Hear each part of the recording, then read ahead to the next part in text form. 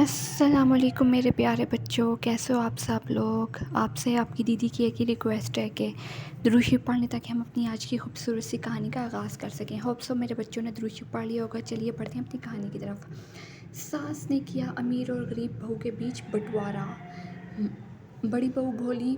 बड़ी बहू सामिया बोली, माँ जी मैं कभी भी इस घर का बंटवारा नहीं चाहती थी। आप ऐसा मत कीजिए। हाँ तू बंटवारा नहीं चाहती, पर तू तो दंगल चाहती है इस घर का, ताकि माँ जी के सर में हमेशा दर्द रहे। नहीं माँ जी, आप गलत सोच रही हैं। मैं तो इस घर को हमेशा जोड़ कर रखना चाहती हूँ। मैंने फैसला कर लिया, बंटवारा होकर रहेगा। कुइता अब बंटवारा होकर ही रहेगा। सामिया बहू तू इस झोंपड़ी में रहेगी, और तंजील बहू तू इस घर में और ख़बरदार जो तुम दोनों एक दूसरे के आसपास भी मुझे नज़र आई तो। आखिर ऐसा क्या हो गया कि बड़ी बहू की मर्ज़ी के बगैर सास ने अपनी दोनों बहू के घर का बंटवारा कर दिया। चलिए ये कहानी में जानते हैं। नसरीन के बड़े बेटे की शादी गांव में पली गरीब लड़की सामिया से हुई थी, जो नसरीन को एक आंख नहीं भाती थी क्योंकि वो गरीब थी। एक रोज़ खाना खाते हुए नसरीन प्लेट को साइड पे कर देती है।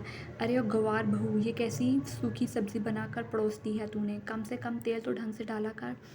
माँ जी आपकी बढ़ती उम्र के चलते मैं खाने में सिर्फ तेल मसाला कम डालती हूँ, और बाकी सब के लिए भी यही खाना बनता है। चुप कर तू। अरे ये तेरा गरीब खाना नहीं है जहाँ किसी सामान की कोई कमी हो। सब कुछ हर चीज़ अवेलेबल है हमारे घर में। तू खाना ढंग से बनाया कर, और आई बड़ी मेरी परवाह करने वाली, अपने काम से काम रखा कर और ढंग का खाना सालन किया कर।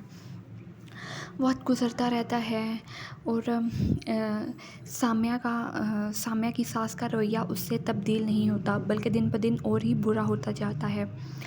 एक दिन सामिया की सास नसरीन अपने भाई से कहती है कि मुझे अपने छोटे लड़के के लिए अच्छी अच्छी लड़कियां दिखाओ। उसका भाई कहता है, मैं ये सब अच्छी और ख़ूबसूरत सुंदर लड़कियां लाया हूँ, इनकी तस्वीरें लाया हूँ, इसमें से देख के तुम पसंद कर लो किसको अपनी बहू बनाओगी।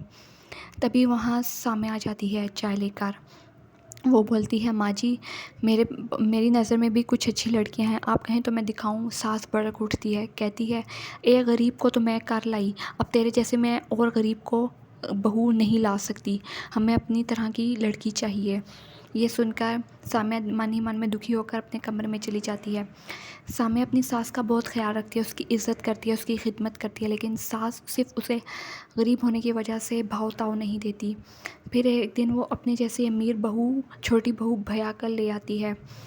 उस बहू के तो नखरे इतने ज़्यादा होते हैं कि नसरीन की ज़ुबान दांतों तले आ जाती है।